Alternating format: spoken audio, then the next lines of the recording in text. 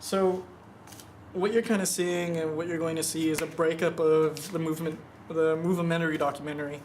Not necessarily that I won't include workouts in the longer clips, but more so you can see the highlights of my actual just the working out. Some people have had a hard time trying to figure out, what movements to do, what should I test, what am I not testing. So these videos are kind of a demonstration of some of the movements I've been able to come up with, whether they're macro movements or micro movements, and just breaking up and understanding what joint motions the body is capable of. Some of the other stuff I'm doing, and you'll see in these clips, are using chains, and also asking my body, what can I do? And what I mean by that is sometimes I'm not able to go both up and down. So if you're doing an overhead press, what it normally consists of is pressing the weight up and then pressing the weight back down, or learning how to control the weight back down. And one of these clips you'll see me doing what's called a kettlebell high pull.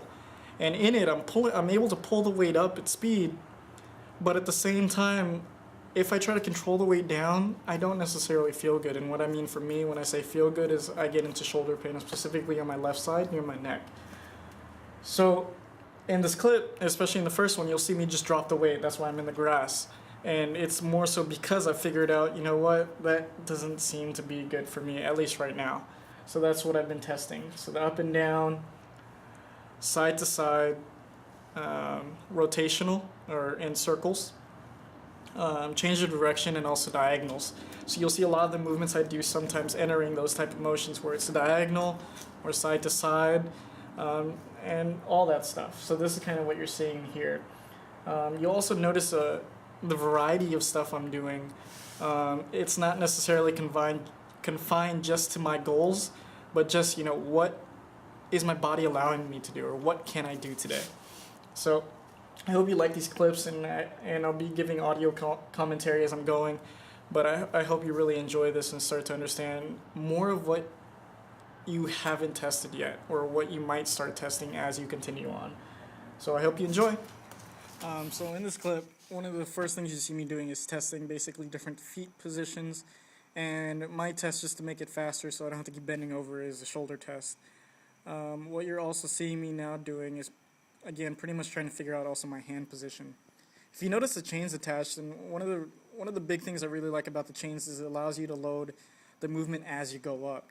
A lot of people like bands. I'm using the chains more so because as the band basically gets into this high position, it pulls it back down really fast, something my body doesn't like.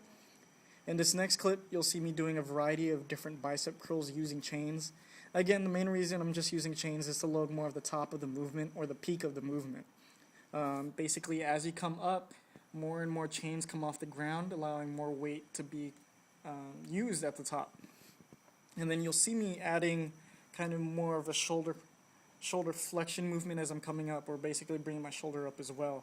And then in this next clip, you'll see me with my hand and wrist extension using the rock climbing handle, so I stress a little bit more of my fingers. You can't see it, but there are chains attached to it. And then again, now I'm just playing with different hand positions my hands can be in. Again, the variety I include is quite significant, just because it's something that keeps me more focused on the program, and something that just keeps me going. What you see here now is a progression from the bicep curl to the overhead press.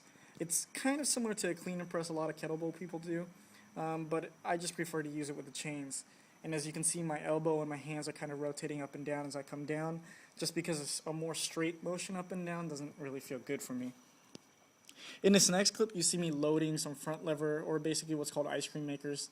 Again, the chains are allowing me to load more of the movement as I come up. So I'm basically learning how to load more of the ranges of motion, not necessarily starting from start to finish like some people do. Here you see me unloaded, and as you can tell, the movement itself is actually pretty easy for me. Here I'm able to go both up and down, so that's what I'm doing. Just learning how to do that pretty much. Some of these movements, it's just the way my rings are set up. I can't start from a full hang, so I kind of start kind of with my knees bent and then kind of kick up into it. Here you see me doing a variation of archer push-up or archer pull-ups with chains. Nothing really special, just kind of made my shoulder feel good at the time. Here I'm adding a little bit more body English, so to speak, and kind of coming up more to the side, so I work a little bit more of my love handles.